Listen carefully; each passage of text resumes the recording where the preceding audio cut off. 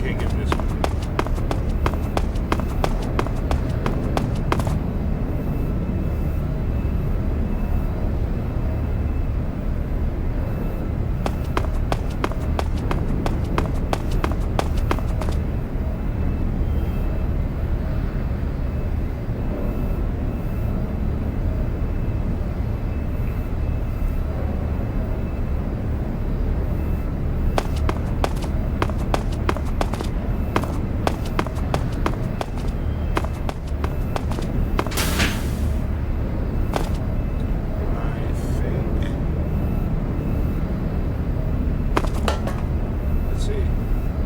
Something. I have to check this. Oh, I see it. Yep. Okay.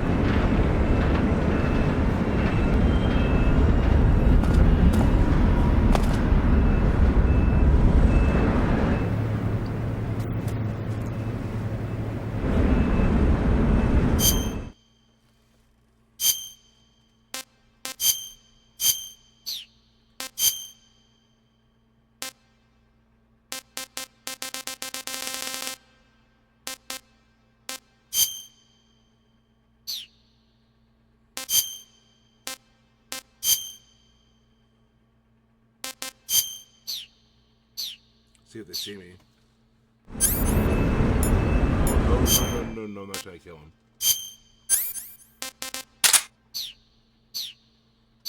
Shrink this dude's out.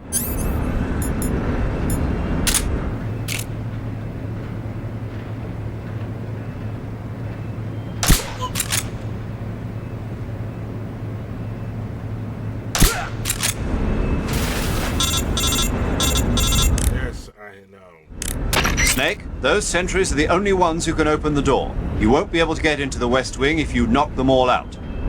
You'll just have to go someplace else and wait for new sentries to be posted. The whole point is this. So, carry backpack. Nice.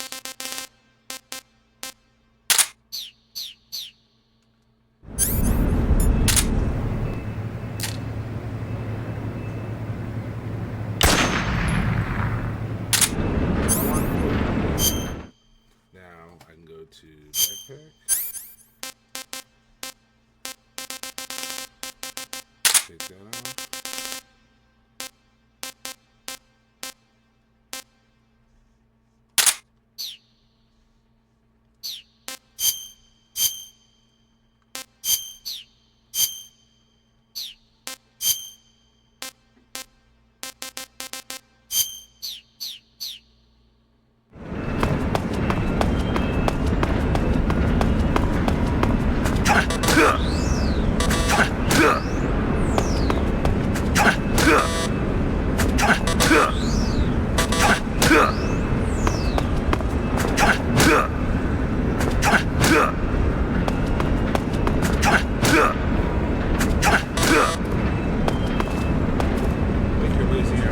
Forgive me for troubling you, sir. Sir!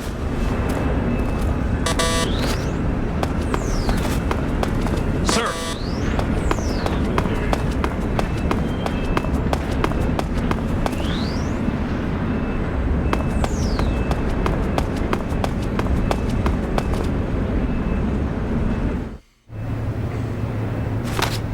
Sir! Watch this cutscene. Grab it from there.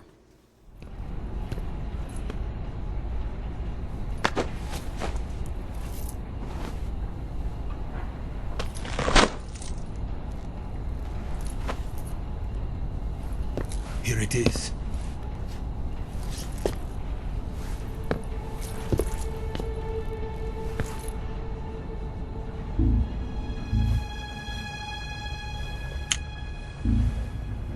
You can count on me.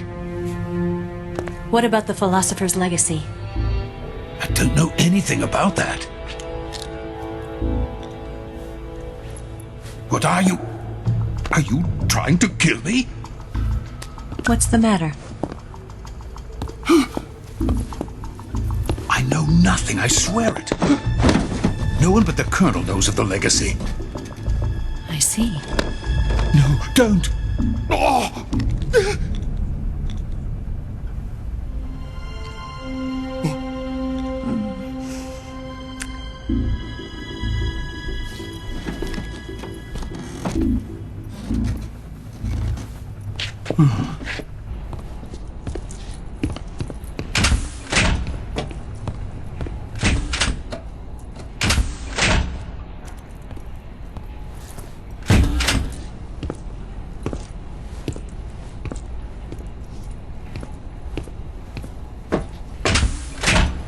Who's there? You're the man from the CIA. What are you doing here? I told you before, didn't I? I'm going to get you out of here. A man of honor, just like your commander. But I'm afraid you're too late. Too late. Don't tell me. The Shagohods. Exactly. The final preparations for Phase 2 are complete. Sokolov, what exactly is Phase 2? To put it in technical terms, it's a composite range extension system for medium-range ballistic missiles. The Shagohod was originally designed as a tank that could launch nuclear missiles from any type of terrain. There was just one problem we couldn't figure out how to solve. The ICBMs we have today are simply too big for the Shagohod to carry. But the military would not hear of it. They demanded a weapon that could launch a nuclear missile directly into the American homeland.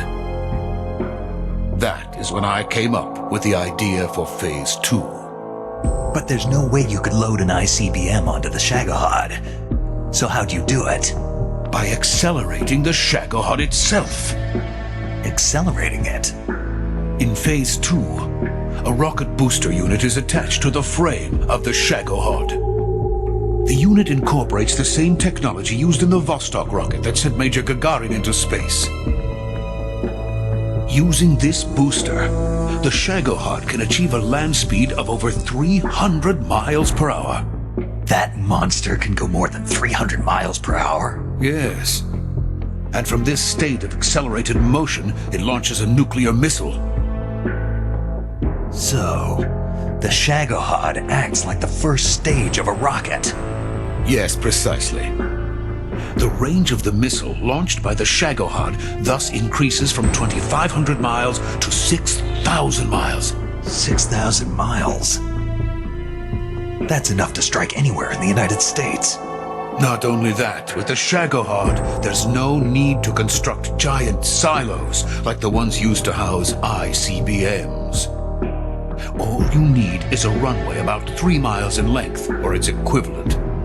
And you can launch a thermonuclear strike against any location in the United States from anywhere in the Soviet Union. It cannot be detected by spy planes or satellites. It's a mobile fortress capable of deploying in secret and launching its payload at any time. A weapon from hell. A completed prototype now sits in the hangar. At present, it is the only one of its kind. But Volkin is planning to mass produce them based on that prototype. And deploy them all over the Soviet Union. Yes, and that's not the end of it. He's going to ship them to Eastern Europe, to Asia, to all the countries of the Eastern Bloc. Even worse, he intends to use the Shagohod as bait to foment armed uprisings among dictators, ethnic insurgents, and revolutionary groups throughout the Third World. His funds are nearly limitless. He could start mass production tomorrow if he wanted. The reason that tensions between East and West have settled into a Cold War is because each side fears the other's power. Deterrence. The idea of using threats to keep one's enemy in check is the perfect word to sum up this state of affairs. But the Shagohod goes far beyond the level of threat. It will render the concept of deterrence utterly meaningless. If such a weapon is unleashed on the world, it will not be long before all nations are engulfed in conflict. The Cold War will end, and the entire planet will be consumed by the fires of war. Vulcan and the Shagohod will be at the center of it all. So you see, it's already too late. No, it's not too late. What do you mean? We've still got a chance. All we have to do is destroy the prototype and the whole facility before they can mass produce it. But Just tell me what I need to do to destroy this place. all right. The liquid fuel used in the rocket engine is stored in a tank. If you can blow it up somehow... Some C3 ought to be enough to blow the entire hangar to smithereens. C3? You mean that cutting-edge plastic explosive? It could be molded into any shape. The bomb of the future. Where can I get it? There was some in the armory here, but it's gone now. It was stolen by a female spy who was here a minute ago. Eva? No, that's not her name. Her name is Tatiana. She made her way in here by becoming Vulcan's lover. I thought she was your lover. Mine? Oh no, she is Vulcan's lover. This is my lover.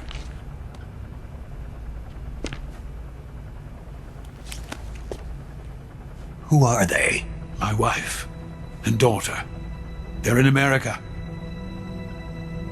Now I remember. Your family is in the custody of the CIA. How did you forget that?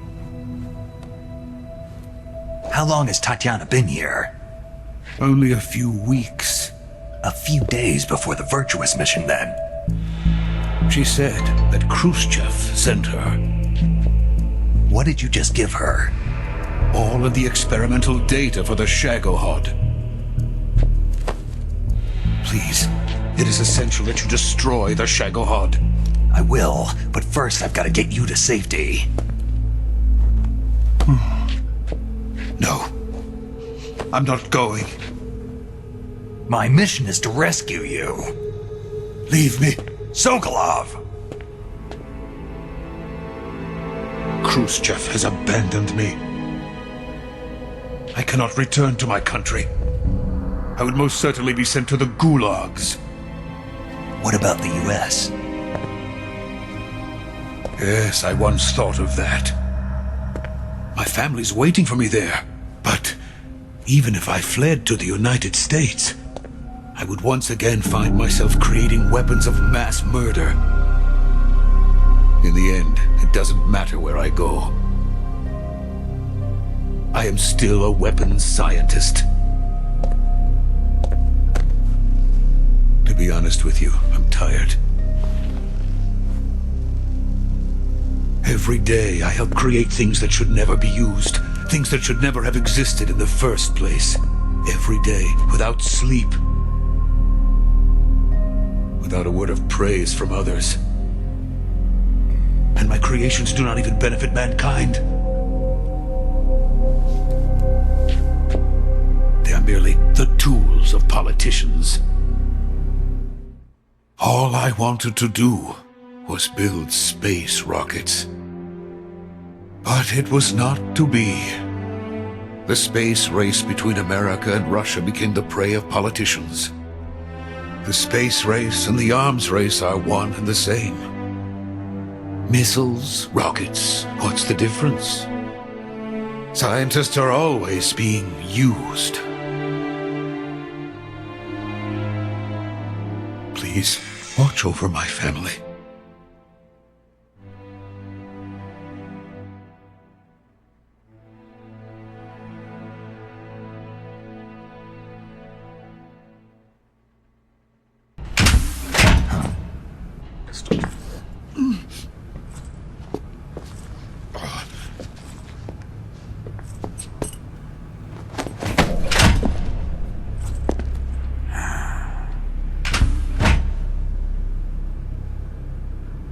Major, what are you doing here? I've been waiting for you in my room.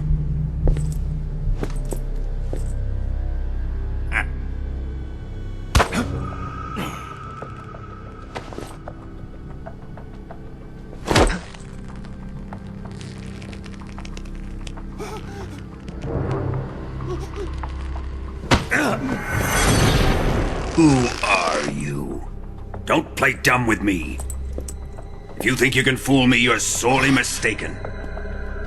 I know the Major better than anyone else. I come here looking for Tatiana, and what should I find? But a greasy freebooter.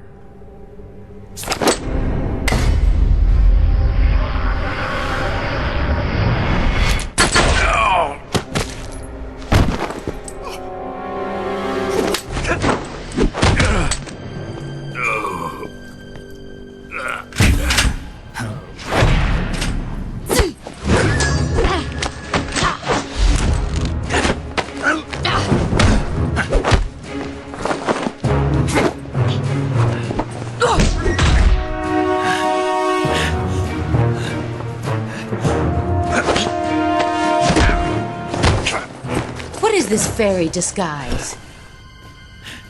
It's gonna rub off on you. And then you'll lose sight of who you really are.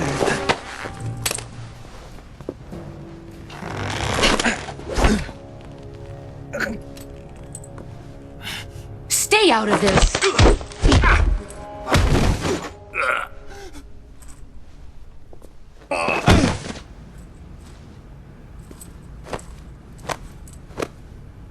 I see why they call you the boss.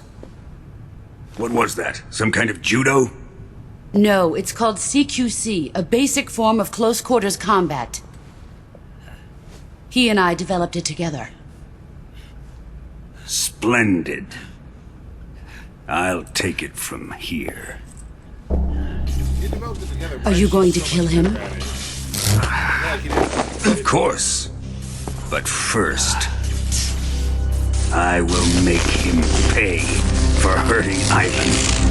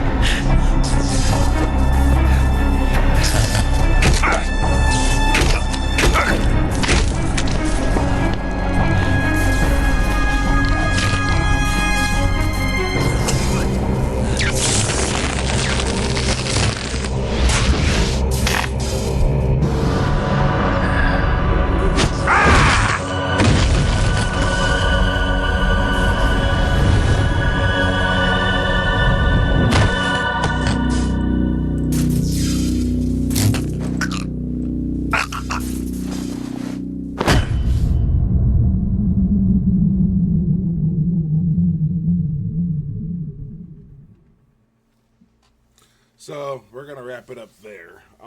What was the one thought I was having?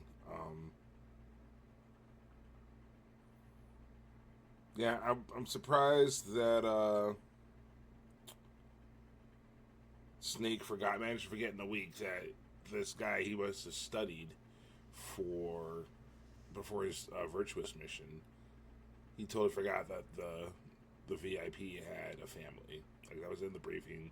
They talked about it in Virtuous Mission. How did you forget that in the course of a week? Like, okay. But, what else?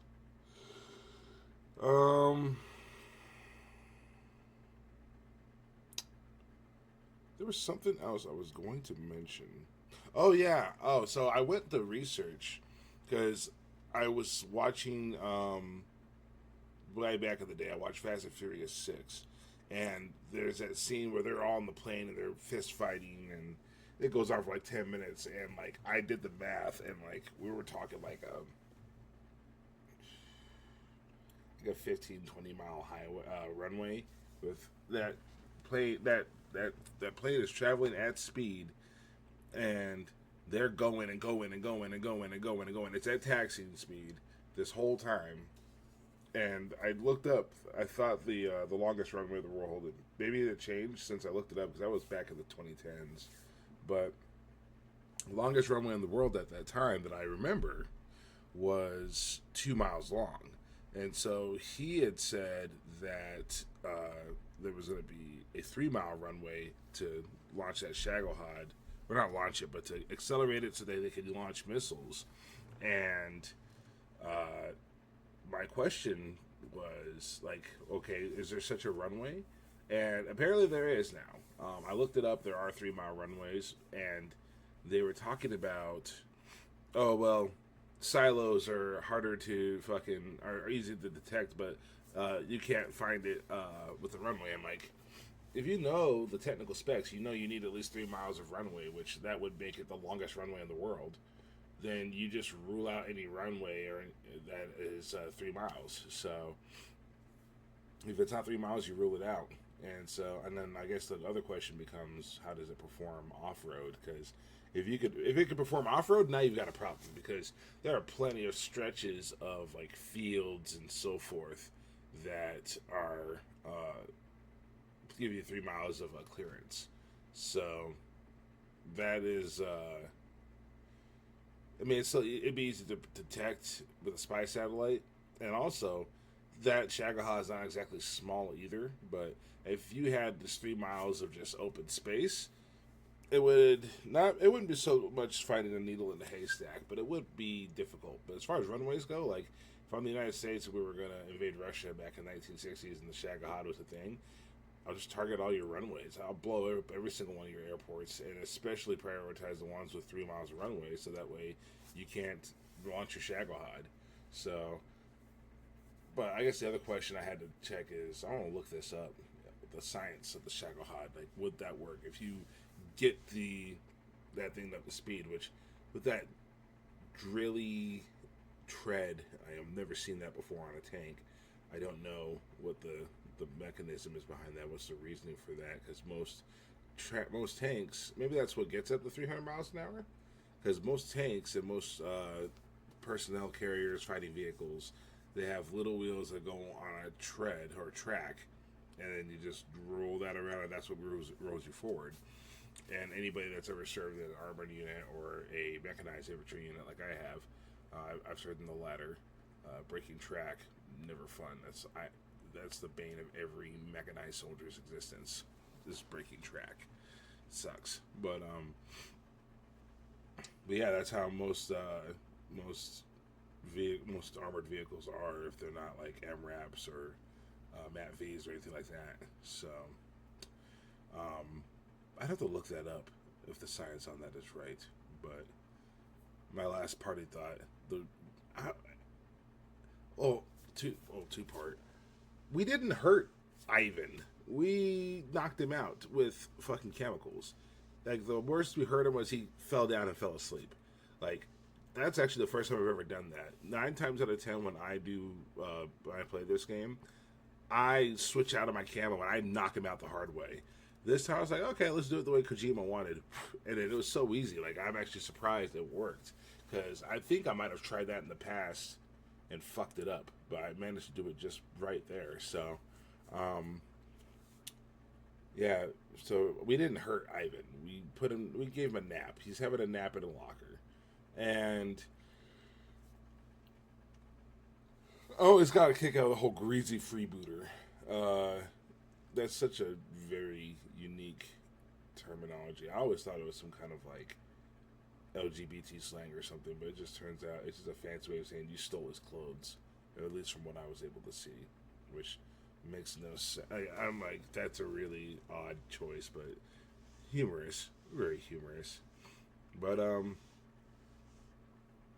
yeah, that's all I'm gonna do for today.